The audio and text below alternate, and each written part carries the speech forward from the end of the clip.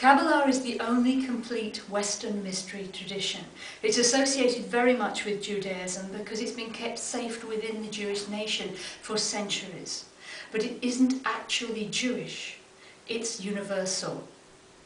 Kabbalah began way back at the time of Adam and Eve, and it uses stories. Kabbalah is in the Bible from the very beginning to the end, particularly in the Torah, the first 5 books of the Old Testament. And Kabbalah is in the spaces between the words. It's a bit like music. It's actually the spaces between the notes that make the tune. It's an oral tradition. It cannot be understood from books. It cannot be understood totally from scholarship. Of course, loads of people are going to disagree with me immediately, and I'd like to disagree with it myself, frankly, having written 3 books on Kabbalah, but you learn Kabbalah through question and answer.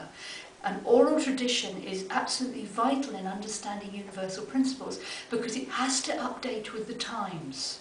Kabbalah of Jesus' time, Kabbalah of the 16th century, Kabbalah of the 19th century is only of interest to us academically. It cannot be totally appropriate to how we live today.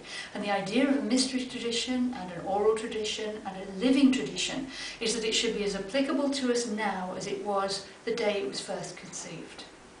Now, Kabbalistic books are important for background, but they can be incredibly complicated. I don't know about you, but the first time I picked up Kabbalistic books, I thought, good grief, I haven't got a hope in hell of understanding this. And to be honest, the first time I went to Kabbalistic meetings, I was still sitting there going, oh my. But it's one of those things, it's like a language. It's very hard to start with, but slowly but surely you pick it up. Now, don't be put off by the idea that you have to be a Hebrew scholar, because you don't. It's really useful to know Hebrew. It's really useful for me because I focus on Kabbalah in the New Testament because I wasn't born Jewish. It's useful for me to know about New Testament Greek, but you don't need either.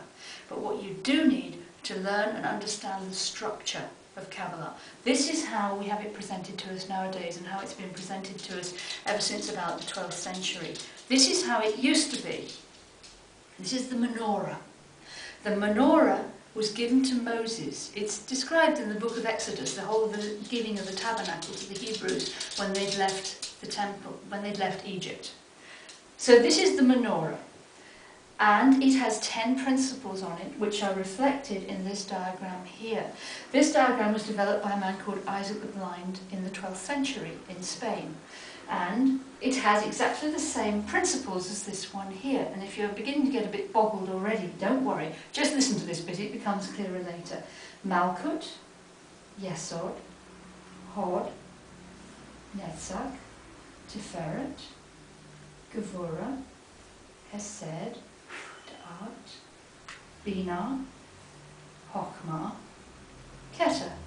So you can see how this would morph into that as a kind of teaching tool. But what use is it? It's fantastic because it will teach you your own psychological development. The tree of life is really important in Kabbalah because it's a structure that you can use in any century whatsoever. It doesn't date.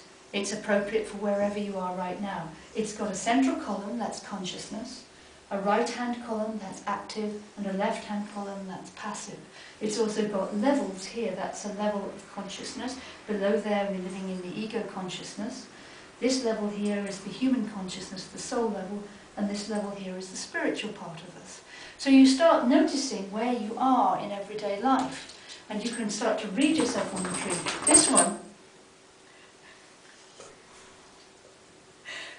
one is coloured in the chakra system, the Hindu system. And all the ancient traditions, if you had the mystics of the ancient traditions, can fit themselves together so that I could be talking to a Sufi, or I could be talking to a mystical Christian, or a mystical Jew, and they would all understand the same principles because that's what they are, principles.